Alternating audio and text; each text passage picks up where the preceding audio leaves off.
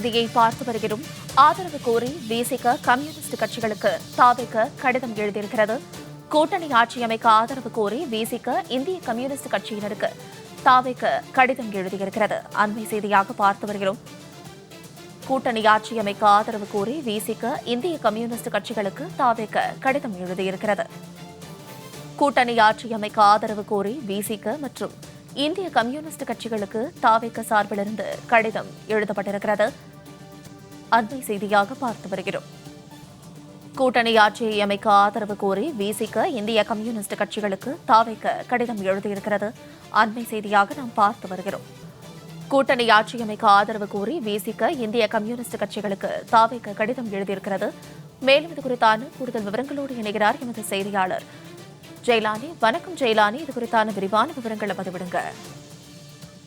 தமிழகம் வெற்றி கழகம் சார்பில் 203 தொகுதிகளில் போட்டியிட்ட வேட்பாளர்கள் 108 இடங்கள்ல கைப்பற்றியிருக்கிறார்கள். இதுல ஒரு தமிழக வெற்றி கழகத்தின் தலைவர் 2 தொகுதிகளில் போட்டியிட்டதன் காரணமாக அவர் ஒரு தொகுதி மட்டுமே சட்டமன்ற உறுப்பினராக கணக்கில் எடுத்துக் கொள்ளப்படும். அப்படி என்றால் 107 சட்டமன்ற உறுப்பினர்கள் மட்டுமே தமிழக வெற்றி கழகத்தின் சார்பில் தற்போது இருக்கிறார்கள்.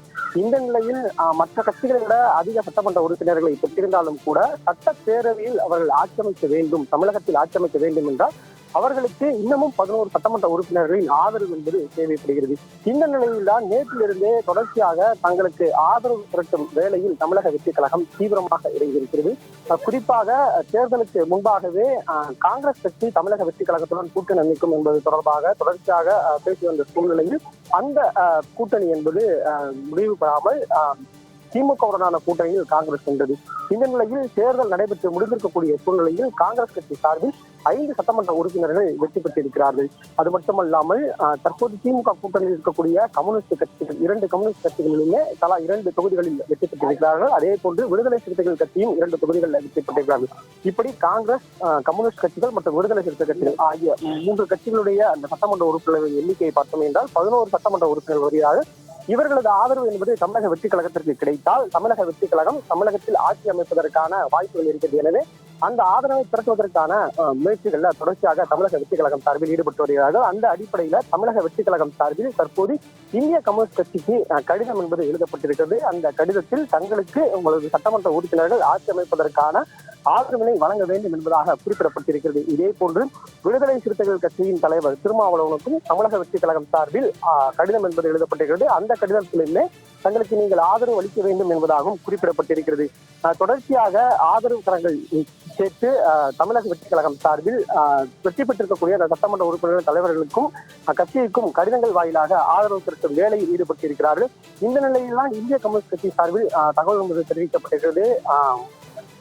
அழைப்பு என்பது கொடுக்கப்பட்டிருக்கிறது கடிதம் வாயிலாக. எனவே எங்களது செயற்குழு கூட்டம் கூடி அதற்கு பிறகாகவே என்ன முடிவு என்பது அறிவிக்கப்படும். நாளை மறுநாள் எங்களது செயற்குழு கூட்டம் என்பது கூட்டப்படுகிறது. அந்த கூட்டத்திற்கு பிறகாக எங்களது முடிவை அறிவிப்போம் என்பதாக தெரிவிக்கப்படுகிறது. காங்கிரஸ் கட்சியின் டெல்லி மேலிடம் என்பது நேற்றைய தினமே செய்தியாளர் சந்திப்பில் தெளிவாக தெரிவித்துவிட்டார்கள். விஜய்க்கு ஆதரவு அளிப்பது தொடர்பாக தமிழக காங்கிரஸை முடிவெடுக்கலாம் என்பதாக தெரிவித்திருக்கிறார்கள். இந்த நிலையில் காங்கிரஸ் கட்சியும் இன்றைய தினம் அவசர ஆலோசனை, தமிழக காங்கிரஸ் என்பதும் அவசர ஆலோசனையில் ஈடுபட்டிருக்கிறார்கள். இந்த ஆலோசனைக்கு பிறகாக காங்கிரஸ் கட்சி தங்களது நிலைப்பாடுகளை அறிவிப்பார்கள். ஒட்டுமொத்தமாக தற்போதைய நிலைப்படி தமிழக வெற்றி கழகம் ஆட்சி அமைப்பதற்கான பணிகளை ஒரு இடத்தில் ஈடுபட்டு வருகிறார்கள். குறிப்பாக ஆளுநரிடம் கடிதம் எழுதி எங்களுக்கு ஆட்சி அமைக்கக்கூடிய அந்த உரிமையை கோரி வருகிறார்கள். நாளை மறுநாள் நேரு விளையாட்டு அரங்கில் நாளைய தினம் நேரு உள்ளாட்சிகள் பதவியேற்பு விழா நடத்துவதற்கான திட்டமிடல்களுடன் அதற்கான பணிகளையும் மும்முரப்படுத்தியிருக்கிறார்கள். இந்த சூழ்நிலையில் தங்களது பெரும்பான்மையை நிரூபிக்கும் வகையிலாக மற்ற கட்சிகளுடைய ஆதரவு திரட்டும் பணிகள் தீவிரமாக மேற்கொண்டு வருகின்றன.